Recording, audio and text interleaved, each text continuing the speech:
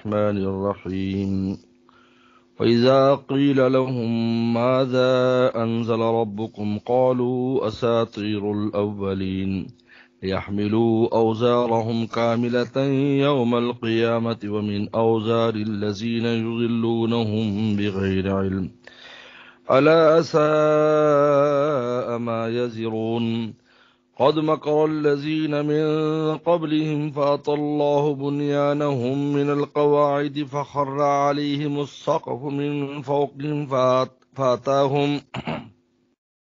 وآتاهم العذاب من حيث لا يشعرون ثم يوم القيامة يخزيهم ويقول أين شركائي الذين كنتم تشاقون فيهم قال الذين أوتوا العلم إن الخزي اليوم والسوء على الكافرين الذين تتوفاهم الملائكة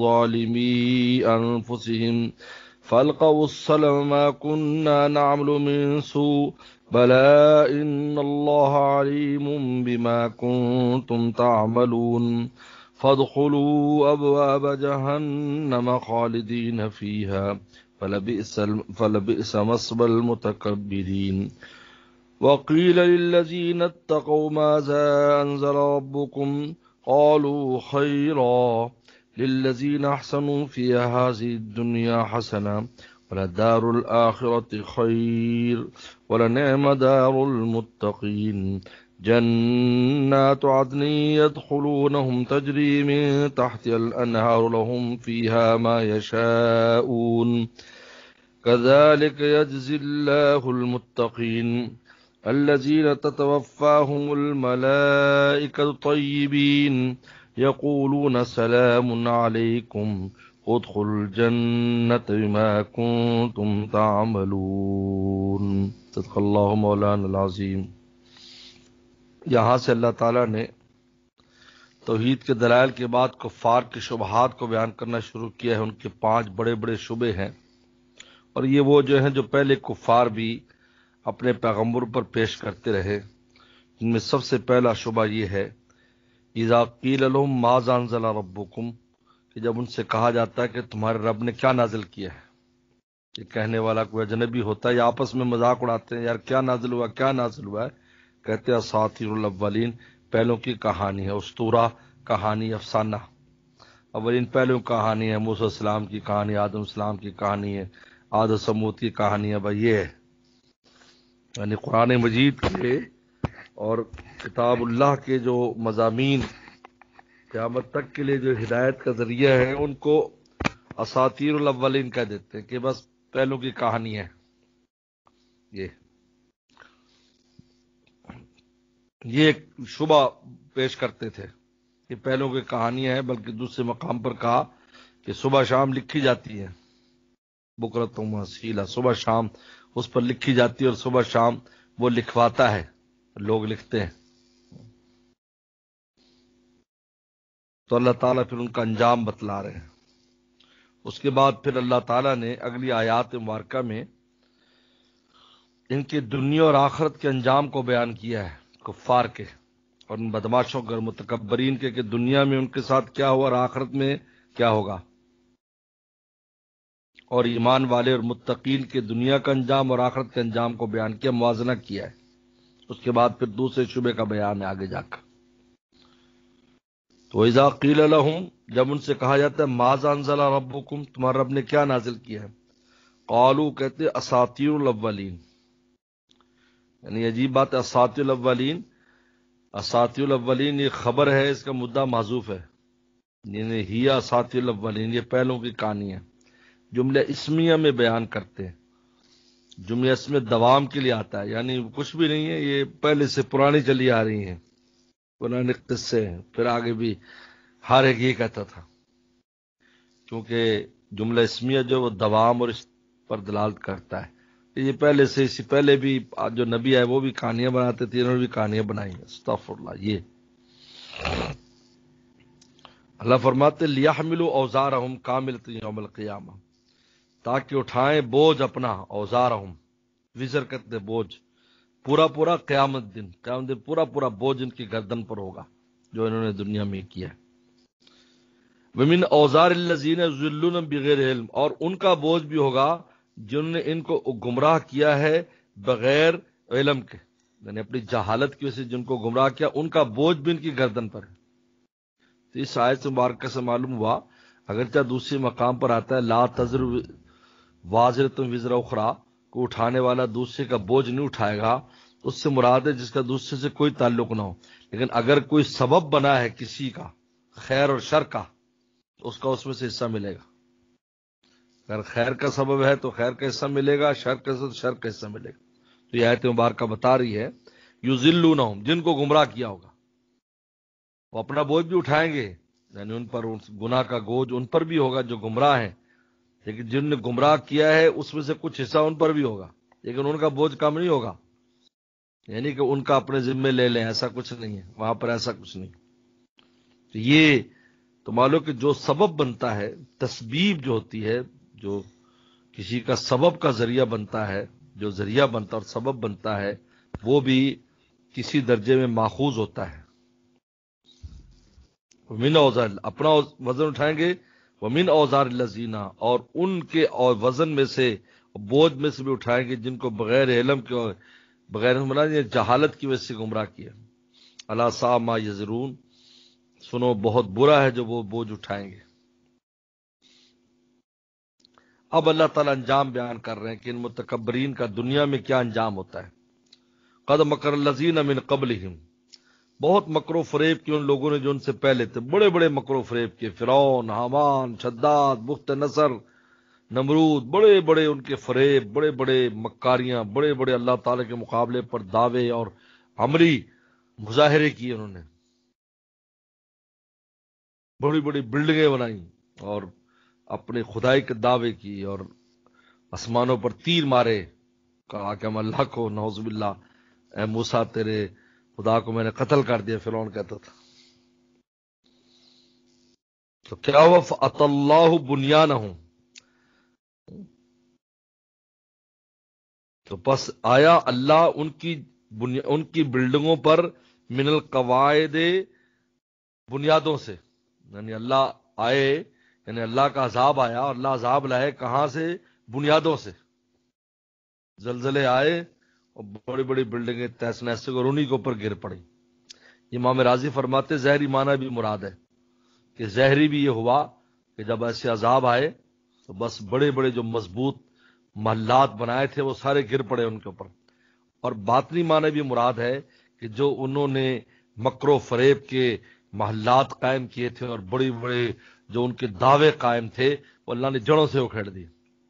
کہتا ہے یہ کیا اپنے لوگ اپنی تمناؤں کے گھروندے بناتے ہیں، تمناؤں کے محلات بناتے ہیں، تمناؤں کے قلعے، سازشوں کے قلعے بناتے ہیں، اللہ نے جڑوں سے اکھیڑ دیے. سب سازشیں ختم، ایسے ملیا میٹ ہو گئے.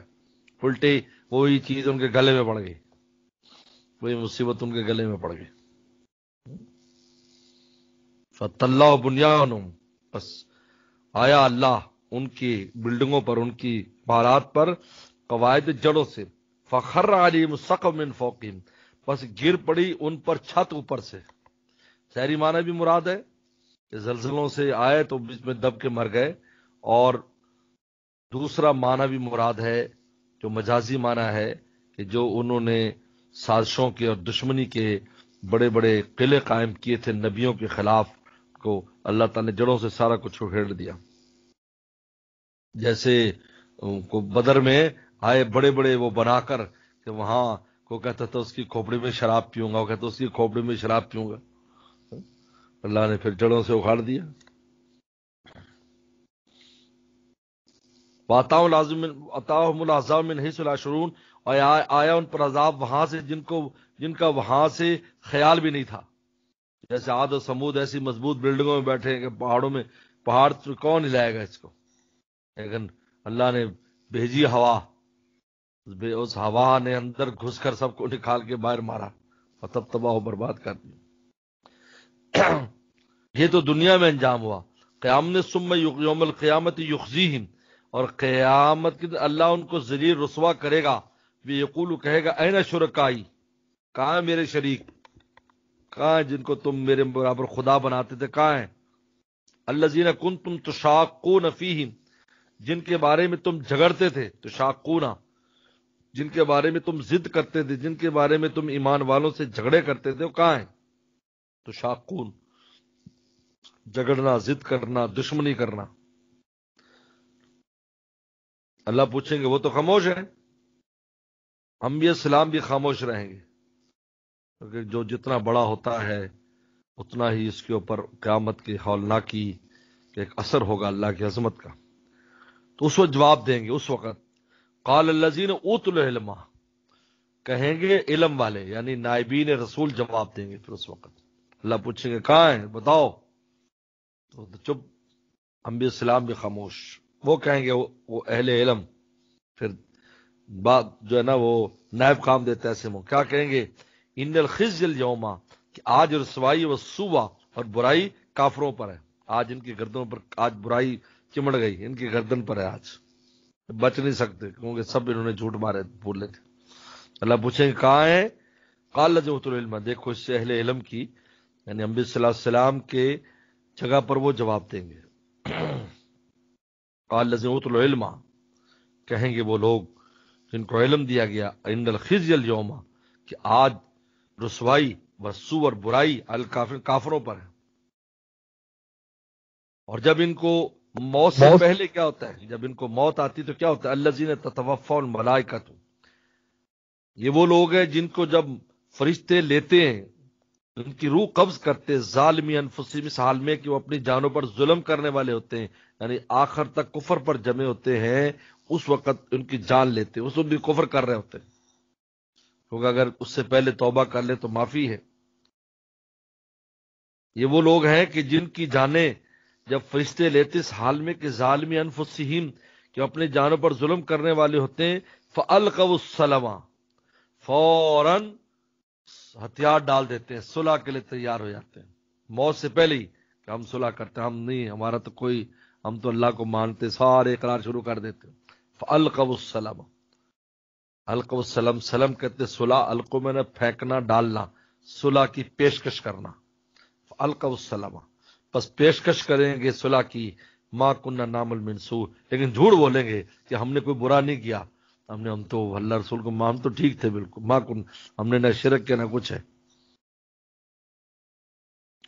نفر میں بلا، کیوں نہیں، ان اللہ علیم بما کنتم تعملون، بے شک اللہ تعالیٰ جانتے ہیں جو تم عمل کیا کرتے تھے۔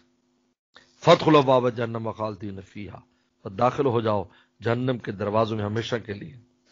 بئس مثوى المتکبرین، بس برا ٹھکانہ ہے تکبر کرنے والے، متکبرین، یہ متکبرین اللہ خود بتا رہا ہے کہ یہ اصل بنیاد ہے ساری اس کی، تکبر، کیسے قبول کریں حق کو۔ اس لیے پیغمبر صلی اللہ علیہ وسلم سے ایک صحابی نے آ کر کہا کہ میں اچھا کپڑا پہننا پسند کرتا ہوں، اچھا میں اللہ نے مجھے جو ہے نعمتیں دی ہیں، پہنتا ہوں، یا کیا کبر ہے؟ فرمایا نہیں، یہ کبر نہیں ہے، کبر نام ہے، یہ اللہ جمیل یحب الجمال، اللہ حسین حسن کو پسند کرتے ہیں، لیکن کبر کیا ہے؟ بطل الحق و غمت الناس، کہ حق کا انکار کر دے، لوگوں کو حقیر سمجھے، یہ ہے، چاہے وہ پھٹے پرانے کپڑوں میں کیوں نہ ہو، تب بھی وہ متکبر ہے۔ ہوتا نا بعض وہ ہو جاتے ہیں تو بہت، تو اپنے سمجھتے بھی ہم تو فقیر درویش ہیں، یہ سارے جہنمی ہیں جتنی دنیا پھر رہی ہے، یہ بھی متکبر ہے۔ اب اس کے مقابل پر متقی لوگوں کا، ایمان والوں کا بیان کر رہے ہیں۔ یہ عجیب بات ہے کہ تقوی کو اللہ تعالیٰ لاتے ہیں، یہ حالانکہ مومن ایمان لیکن تقوی لائیں گے، تو بتانے کہ کو جو بیچ والا طبقہ ہے وہ بھی ملے خطرے میں ہے، کہ ایمان تو ہے عمل نہیں ہے، وہ بھی ملے خطرہ ہے۔ اس لیے دوسرے مقابلے پر جو لاتے ہیں ان کے، وہ متقین کو لاتے ہیں۔ قیل للذین اتقوا ماذا انزل ربکم، وہی سوال جو یہاں ہوا، انہیں کہا ساتھ الاولین، یہ پہلو کہانیاں جملہ اسمیہ، اور یہاں کہا گیا ان لوگوں کو جو تقوی والے ہیں، ماذا انزل رب، تمہارا رب نے کیا نازل کیا؟ قالوا خیرا، انہیں کہا کہ خیر نازل کی ہے۔ یہ جملہ فعلیہ لائے، انزل اللہ خیرا، اللہ نے خیر نازل کی، جملہ فعلیہ، کیونکہ جملہ فعلیہ تجدد پر جو ہے نا وہ بتاتا ہے کہ جو چیز پہلے نہیں تھی اب آئی، یعنی مطلب کہ اللہ کی ہر دم میں نئی رحمت اور رحمتیں نازل ہوئی ہیں. یہ نہیں کہا کہ، بلکہ کہا کہ ہر دم نئی نئی رحمتیں آ رہی ہیں، کیونکہ جملہ فعلیہ تجدد کو بتاتا ہے. ایک نئی چیز، ہر دم میں نئی کام ہوا، نئی چیز ہو، تو جو وحی الہی آتی تھی رحمتوں کا نزول ہوتا رہتا تھا.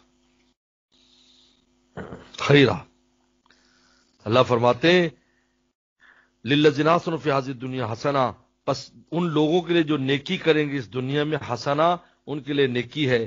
یہ دنیا میں نیکی ہے، نیکی کرنے والے دنیا میں نیکی، دنیا میں راحت ہے، دنیا میں عزت ہے، دنیا میں اللہ تعالیٰ ان کو نعمتیں دیں گے. ولدار الآخرۃ خیر، اور آخرت کا خیر تو بہتر ہی بہتر ہے ان کے لیے. ولنعم دار المتقین، بس کیا خوب ہے متقین کا گھر. ولنعم دار المتقین، وہ کیا ہے متقین کا گھر؟ جنات عدن، جنتیں ہیں رہنے کی، عدن ہمیشہ رہنے کے باغ. عدن کہتے ہیں جس میں ہمیشہ رہا جائے، اس کو جنات عدن کہتے ہیں. جنت کی ایک نام بھی ہے. یدخلونہا، اس میں داخل ہوں گے، تجری من تحت الانہار، بہتی ہوں گی ان کے نیچے نہریں، یعنی ان کے درختوں کے نیچے شہد کی نہریں، شراب کی نہریں، دودھ کی نہریں، پانی کی نہریں بہتی ہوں گی. لہم فیہا ما یشاؤون، اور ان کے لیے اس میں ہوگا ما یشاؤون، جو وہ چاہیں گے. ایک بات بہت بڑی اہم ہے ما یشاؤون کے تحت یاد رکھو، وہاں کوئی بھی جنتی جس کو جنت کا جو بھی مقام دیا جائے گا وہ اپنے مقام مرتبے سے زیادہ نہیں چاہے گا، اور نہ ایسی کوئی چیز چاہے گا جو عقل کے خلاف ہو. یاد رکھو، کیونکہ وہ جب وہ وہاں پہنچائے جائیں گے تو ان کے اندر تقوی کا اعلیٰ ترین درجہ ان میں آ جائے گا، اعلیٰ ترین درجہ ہوگا آخرت میں. جنتی جب جنت میں جائیں گے تو ولایت اور قرب الہی کا ہر ایک کو اپنے مقام سے اس سے اوپر کوئی درجہ نہیں ہوگا، اس کو اتنا اعلیٰ درجہ دیا جائے گا، لہذا وہ کسی ایسی شے کا مطالبہ نہیں کرے گا جو خلاف عقل ہو، خلاف جو ہے وہ اللہ تعالیٰ کی مرضیات کے خلاف ہو، اور نہ اپنے مقام سے زیادہ ہو. لہذا ہر وہی چاہے گا جس جنت میں ہے، اس جنت میں اس میں بھی بہت کچھ ہوگا اس کے لیے، وہ اس سے آگے نہیں جائے گا کہ اس جنت والوں کی بات کر لے جو اور قرب میں ہے کہ جی وہ چیز مجھے دے دی جائے. ایسا کچھ نہیں کرے گا، مطالبہ کرے گا ہی نہیں. ما یشاؤون میں یاد رکھو. تو ما یشاؤون میں مراد وہ چاہے گا جو اس کی حیثیت اس کے مقام کے مطابق ہے، وہ چاہے گا اور وہ ملے گا اس کو. اب جنتوں میں ہر جگہ کی نعمتوں میں فرق ہے. اب وہ کہے جی مجھے تو وہ چاہیے، ایسا کرے گا ہی نہیں مطالبہ. تو نہ خلاف عقل مطالبہ کرے گا، نہ اپنے مقام سے بڑھ کے مطالبہ کرے گا. یہ دل میں رکھو ما یشاؤون. کذالک یجزی اللہ المتقین، اس طرح اللہ تعالیٰ بدلہ دیتے تقوی.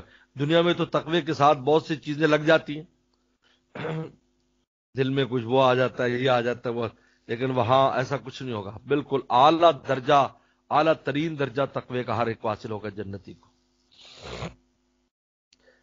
اب ان کا کیا ہوتا ہے جب ان کی جان نکالی جاتی ہے تو کیسے نکالتے ہیں؟ ان کی تو ظالمی انفسی، اور وہاں کہتے ہیں جی ہم صلح کرتے ہیں.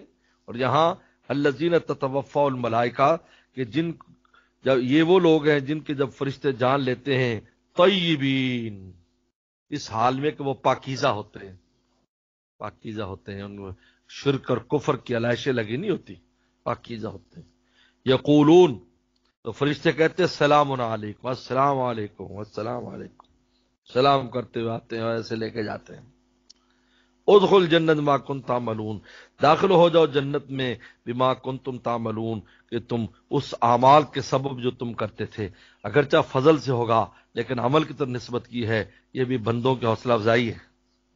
دیں گے فضل سے لیکن نسبت کر دی عمل کی طرف، کیونکہ عمل کی توفیق بھی تو فضل سے دی ہے. جب عمل کی توفیق بھی فضل سے ہے تو سارا کچھ فضل ہی ہے. جو عمل کر رہا ہے وہ بھی فضل کی وجہ سے، اللہ تعالیٰ کا فضل ہوا تو عمل کرنے کی توفیق ہو گئی. اب اس عمل پر جو نوازا جا رہا ہے تو وہ بھی فضل ہے، کیونکہ اس کا سبب بھی فضل ہے، لیکن بندوں کی حوصلہ افزائی کی ہے کیونکہ ہم کمزور ہیں. میرے شیخ فرماتے تھے ہمارا حوصلہ کمزور ہے، اس لیے اللہ تعالیٰ نے ہمیں ہر جگہ پر حوصلہ دی ہے. حوصلہ دیا ہے کہ بما کنتم تعملون، جو تم عمل کرتے تھے اس کی وجہ سے۔ تو اللہ تعالی نے کیسے موازنہ پیش کیا ہے دونوں طرف، کہ ان کو دنیا میں کیا ملے گا، ان کو کیا ملے گا، ان کو آخرت میں کیا ملے گا، ان کو کیا ملے گا، ان کی جان کیسے نکلتی، اس کی جان کیسے نکلتی۔ اللہ تعالی نے بیچ میں پہلے شبے کے بعد اس کو جو ہے، یہ پہلا شبہ چل رہا تھا، اللہ نے اس کے بعد ان کے انجام کو اور اس کو بھی ان آیات مبارکہ میں بیان کیا ہے۔ آگے اس میں ان کفار کے دوسرے شبے کا بیان ہے۔ صدق اللہ العظیم۔